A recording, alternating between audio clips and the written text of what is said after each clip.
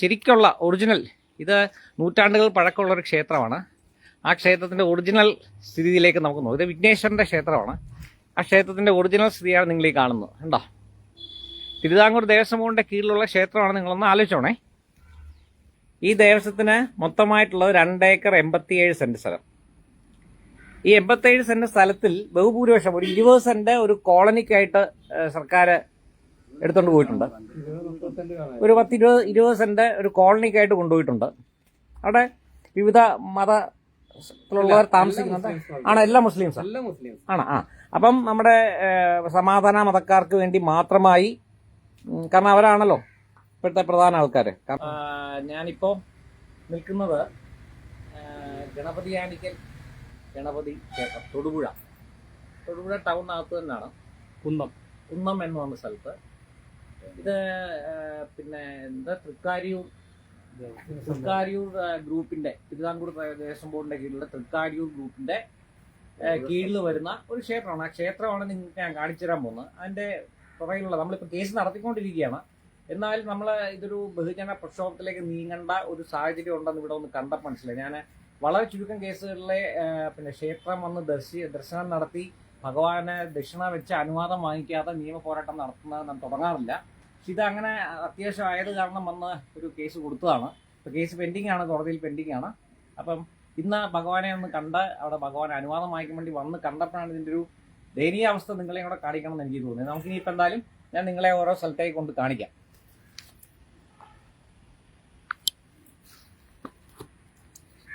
അപ്പോൾ നമുക്കിതിൻ്റെ തുടക്കം ദേവസ്വം ഓഫീസിൽ നിന്ന് തന്നെ തുടങ്ങാം. എന്താ,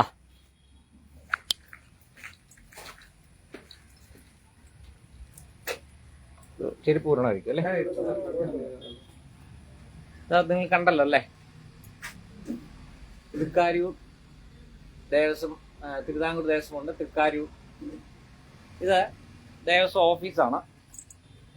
ഇതെല്ലാം നമ്മുടെ പ്രവർത്തകരാണ് കേട്ടോ. ഈ നിൽക്കുന്നതൊക്കെ ഇതിനകത്ത് ഇതിനു വേണ്ടി ഡെഡിക്കേറ്റ് ചെയ്ത് ഇറങ്ങിയിട്ടുള്ള നാട്ടുകാർ, സംഘടന, നമ്മുടെ സംഘപരിവാർ പ്രവർത്തകരാണ്.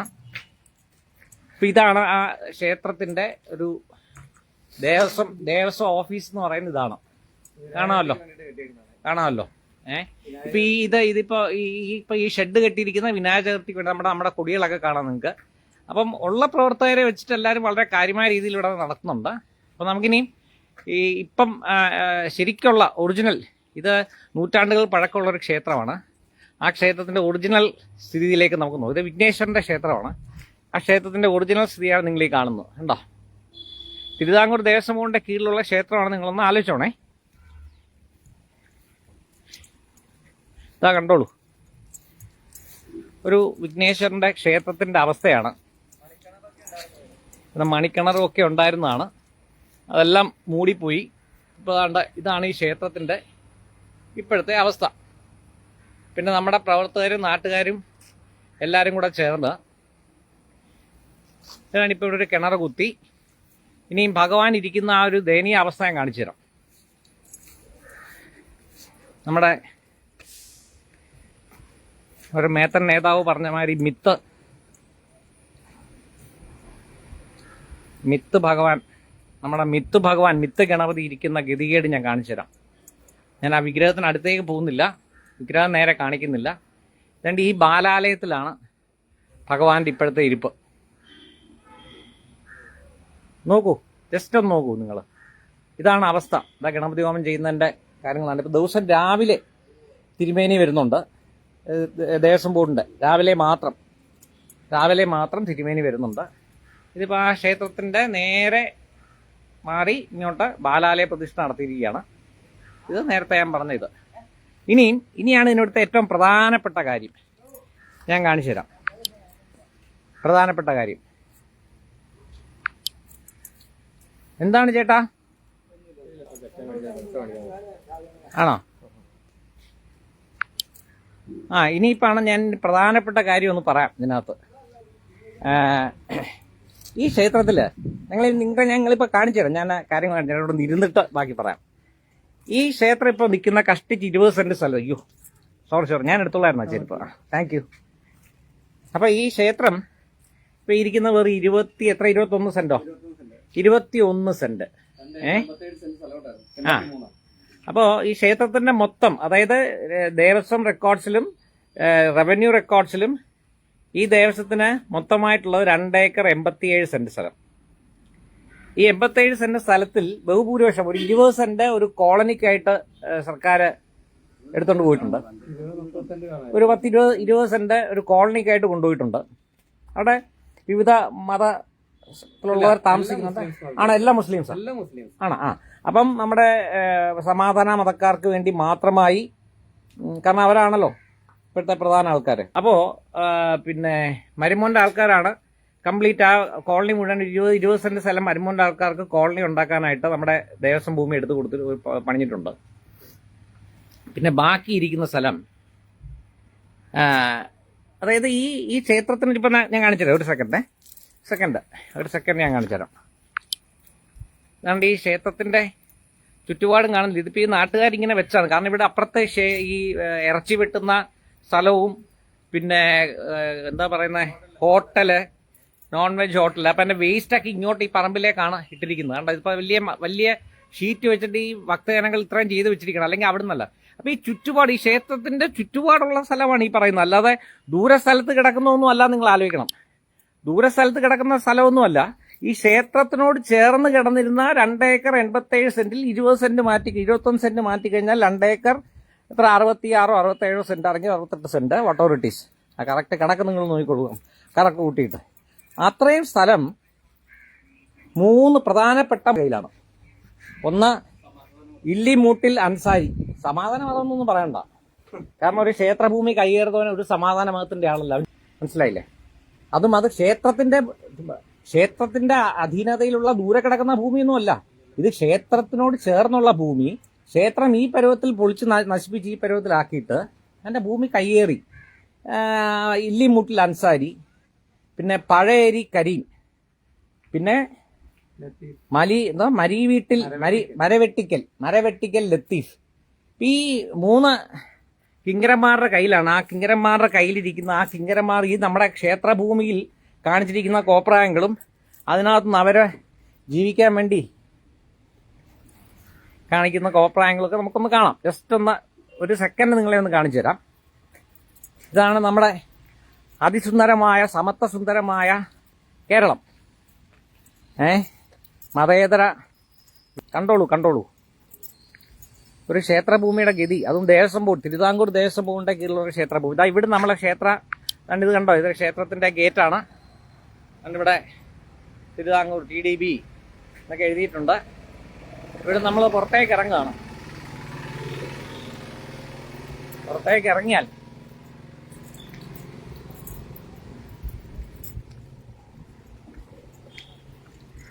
ഈ വലതുവശത്ത് കാണുന്നത് മുഴുവൻ നമ്മുടെ കയ്യേറ്റ ഭൂമിയാണ്. നമ്മുടെ നേരത്തെ പറഞ്ഞ 3 കയ്യിലുള്ള വസ്തുക്കൾ നോക്കൂ. നല്ല ഗംഭീരം കടകളൊക്കെ വെച്ച് ഇങ്ങനെ അങ്ങോട്ട് പോയി. ഈ റോഡിന്റെ ആ സൈഡിലുണ്ടോ? ഈ സൈഡ് മാത്രമേ ഉള്ളൂ. റോഡിന്റെ ഈ സൈഡിൽ മാത്രം. ഈ കാണുന്നുണ്ട് ഇത്രയും 3 നില കെട്ടിടങ്ങൾ ഉണ്ടോ?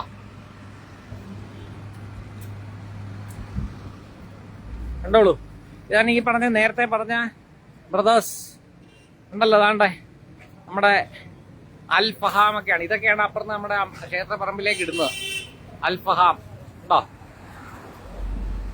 ഈ ഫാമിലി റെസ്റ്റോറന്റ് കംപ്ലീറ്റ് ഇതെല്ലാം ക്ഷേത്രഭൂമിയോട് ചേർന്നിരിക്കുന്നതെന്ന് ആലോചിക്കണം. ഇവിടുന്ന് അങ്ങോട്ട് തുടങ്ങി അൻസാരിയുടെയാണ്. ഓക്കെ, അൻസാരിയാണ് ഇതിന്റെ ആശാൻ. ഇത് കരീം പഴയേരിൽ ടൂൾസ്, അല്ലമീൻ ടൂൾസ്. ഇതെല്ലാം കരീമിന്റെ കയ്യിലാണ്. പെട്രോൾ ബങ്ക് ആരുടെ കയ്യില? ലത്തീഫിന്റെ കയ്യിലും പെട്രോൾ ബങ്കും ഉണ്ടോ? അപ്പുറത്തെ ടിമ്പർ മില്ലുണ്ടോ? നിങ്ങൾ ഇവിടുന്ന് കാണാം. ആ പെട്രോൾ ബങ്കിന്റെ പുറയിലേക്ക് കാണുന്ന ടിമ്പർ മില്ലാണ്. അതെല്ലാം ക്ഷേത്രഭൂമിയാണ്. ആകെ ടിമ്പർ മില്ലൊന്ന് കണ്ടേക്കാം.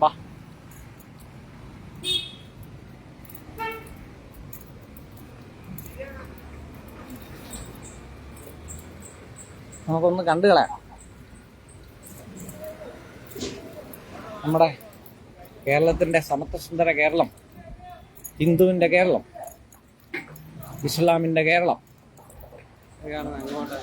ഈ കാണുന്ന വസ്തു നമ്മുടെ ആ അപ്പുറത്തോട്ട് കാണുന്ന ക്ഷേത്രഭൂമിയാണ്. ഞാൻ നിങ്ങൾക്ക് ഇത് കാണിച്ചു തരാം. അതുകൊണ്ട് ഇത് കണ്ടോ, നമ്മുടെ ആ അവിടുന്ന് ക്ഷേത്രത്തിൽ നിന്ന് കാണുന്ന ആ പൊക്കത്തിൽ നമ്മൾ കെട്ടിയിട്ടുള്ള ആ ഇത് നിങ്ങൾക്ക് കാണാമെന്ന് തോന്നുന്നു. ഞാൻ കാണിച്ചു തരാം. ഒന്നുകൂടെ ഈ സൈഡിൽ കൂടെ നോക്കിയാൽ ചിലപ്പോൾ കാണാതിരിക്കും. കണ്ടോ, ക്ഷേത്രത്തിന്റെ അപ്പുറത്ത് ആ കറങ്ങുന്ന മറ്റേ ഹോട്ടലിന്റെ ആ അടുക്കളയാണ് ആ കാണുന്നത്. അതിന്റെ പുറകിൽ കാണുന്ന ഷീറ്റാണ് നമ്മുടെ ക്ഷേത്രഭൂമി. ആ തെങ്ങ് നിൽക്കുന്നതൊക്കെ ആ മരം നിൽക്കുന്നതും ക്ഷേത്രഭൂമിയിലാണ്. അതിന്റെ കണ്ടിന്യൂഷൻ ആണ് ഇങ്ങനെ പുറകെ വന്നിട്ട് ഇവിടെ ഈ പെട്രോൾ ബങ്കിന്റെ സൈഡിൽ കൂടെ വന്ന് പുറകിലെ ഈ ടിമ്പർ മിൽസ് കണ്ടില്ലേ, ടിമ്പർ മിൽസ് കണ്ടോ, ഇതെല്ലാം ക്ഷേത്രഭൂമിയാണ്. ഇതിലിങ്ങനെ അപ്പുറത്തൂടെ ചുറ്റിക്കറങ്ങി കണ്ടോ, അവിടെ റബ്ബറൊക്കെ നിൽക്കുന്നുണ്ടോ, ഇതെല്ലാം ക്ഷേത്രഭൂമിയാണ്.